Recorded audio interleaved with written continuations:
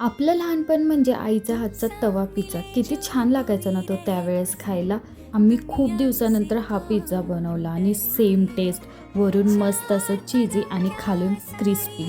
Pizza बेसवर आहे ना पिझ्झा सॉस आणि मेयोनीज व्यवस्थित लावून घेतला. आता त्याच्यावर शिमला मिरची, टोमॅटो आणि कांदा ठेवायचा. भरपूर असं चीज टाकायचं आवडीनुसार. माझ्याकडे ना पिझ्झा टॉपिंग होते, मी ते पण वापरले, ऑप्शनल आहे बरं का. तुम्ही ना स्किप पण करू शकता. आता त्याच्यावर ना मस्त ऑर्गॅनो आणि चिली फ्लेक्स टाकायचं.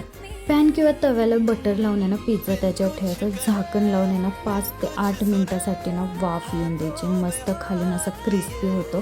चीज मेल्ट झालं की आपला पिझ्झा तयार होतो. मस्त असा कट केला. हा पिझ्झा खाताना ना लहानपणीची आठवण आली. मम्मीनं दर संडेला आम्हाला हा पिझ्झा बनवून द्यायची, मस्त असं गरम गरम. तुम्हाला पण असा पिझ्झा आवडतो का? मला कमेंट करून नक्कीच कळवा आणि पुन्हा भेटूया आपण नवीन व्हिडिओसोबत. तोपर्यंत बाय बाय.